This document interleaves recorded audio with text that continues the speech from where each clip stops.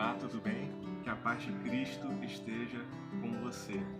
Gostaria de retornar mais uma conversa, sobre o Evangelho que nós já estamos falando no decorrer dessas semanas que se passaram, semanas até de isolamento social. Eu gostaria que você relembrasse de alguns pontos importantes. No primeiro estudo, o falso evangelho dos insensatos, você aprendeu e nós conversamos sobre isso, que o evangelho de Deus pode ser deturpado, pode ser pervertido. Toda vez que alguém tenta acrescentar algo ao evangelho, acrescentar algo ao seu núcleo primaz, isso pode ser considerado como maldição, como anátema. Ainda que venha uma pessoa de autoridade, um pastor, um padre, um papa ou um bispo, ou qualquer pessoa dizendo que eu tenho uma nova revelação sobre o Evangelho, ou eu tenho algo para acrescentar ao Evangelho, ou algo que Deus falou para mim, que é diferente de tudo que estava antes nas Escrituras, isso é para ser considerado maldição. Não aceite isso. E se essa perversão acontecia lá atrás, próximo ao templo aos tempos do Messias, do nosso Mestre, quanto mais agora, meu irmão, minha irmã. Agora também permanece o ministério de Satanás, claro que dentro das igrejas também.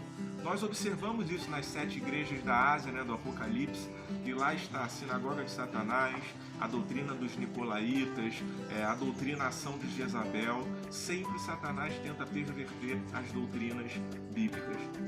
E nós vimos também que essa mensagem em Corinto, ainda que pareça loucura, ela deve ser anunciada. Ainda que ela não se encaixe na nossa realidade, na nossa sociedade, para muitos considerem loucuras, assim como era considerado na doutrina greco-romana. Não faz sentido isso para eles. Essa mensagem deve ser defendida. Por isso, Paulo em Romanos também vai dizer: porque eu não me envergonho do Evangelho, porque é o poder de Deus para a salvação de todo aquele que crê. Agora o sol já está indo, já dá para tirar o óculos. Para os irmãos terem a vista aí, não é uma vista da praia, mas é a vista para o morro, Tudo que Deus faz é bom, cada um tem a vista que merece. Mas eu gostaria de continuar a falar com você sobre isso e dizer o que você vai fazer com isso tudo que você tem aprendido. Será que a ideia do Evangelho, o conceito de Evangelho está claro na sua mente? Será que você entende bem o que Deus quer de você, o que Deus fez, o que Ele quer que você anuncie? Em Romanos nós percebemos um Deus irado. Lá diz que a ira de Deus se revela do céu contra toda a impiedade dos homens, que tem escondido a verdade de Deus por suas obras más. Então essa ideia de Deus bonzinho, nós falamos sobre isso, que perdoa tudo, que aceita tudo, não é esse Deus que é revelado nas Escrituras. Há um Deus irado. E quando vão pregar o Evangelho, geralmente descartam essa parte e dizem: olha, Deus quer salvar a sua vida, Deus quer te dar a vida eterna, você aceita? Todo mundo aceita, se for dito dessa forma.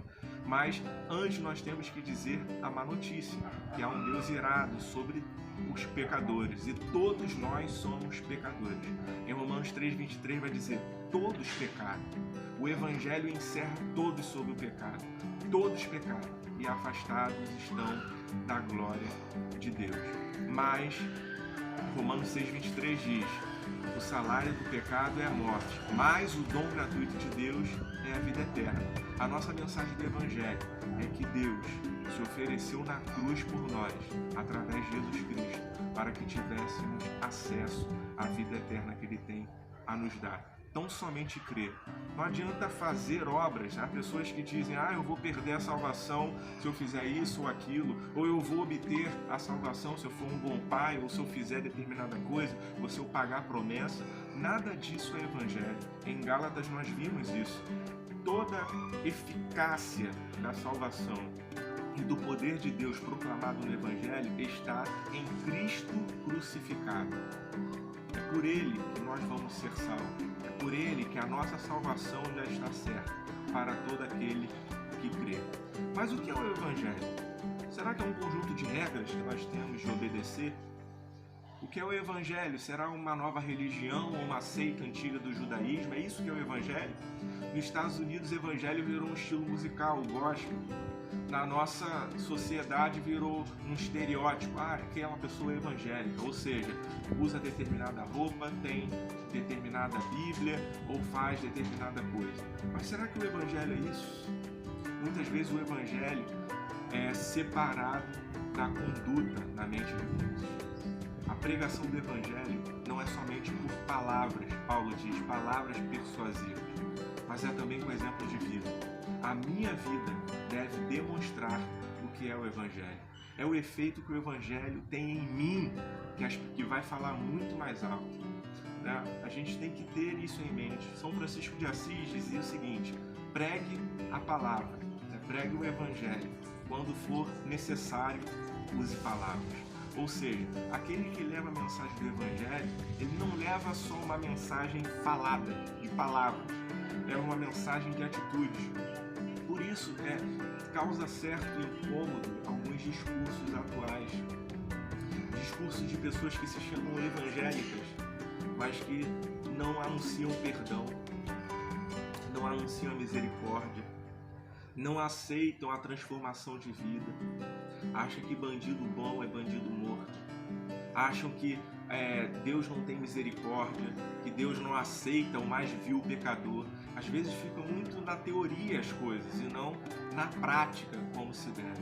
O Evangelho de Deus é alguém que se entregou na cruz por mim e por você e que, mesmo com os nossos altos crimes, Ele mesmo assim resolveu nos perdoar.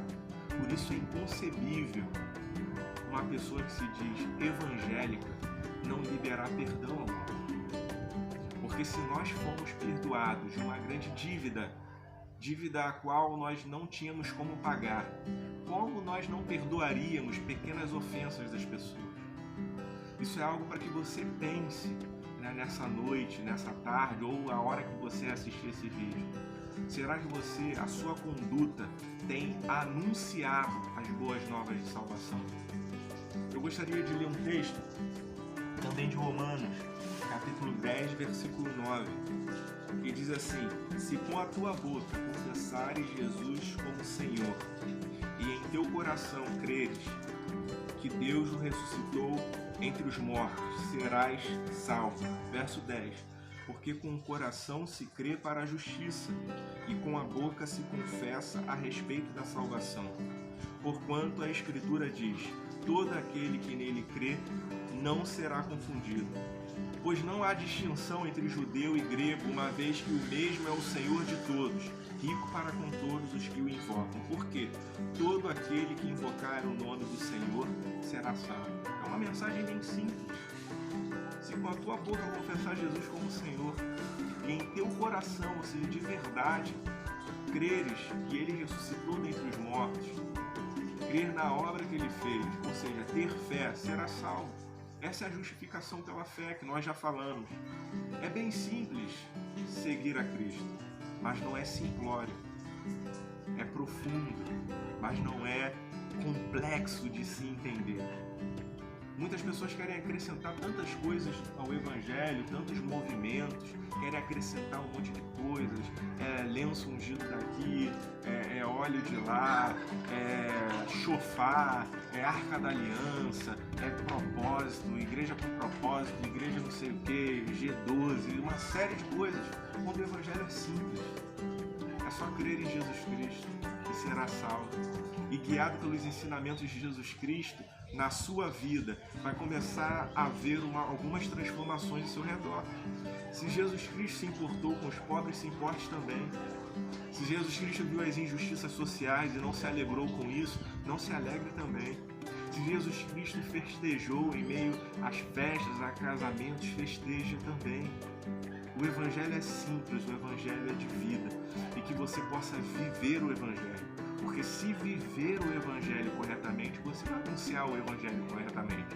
Se você entender o que é o Evangelho, que é Deus na cruz, pagando em nosso lugar as nossas dívidas, se machucando, sendo humilhado em nosso lugar para que tivéssemos vida e mandando também que perdoássemos os outros da mesma forma, você vai entender o Evangelho.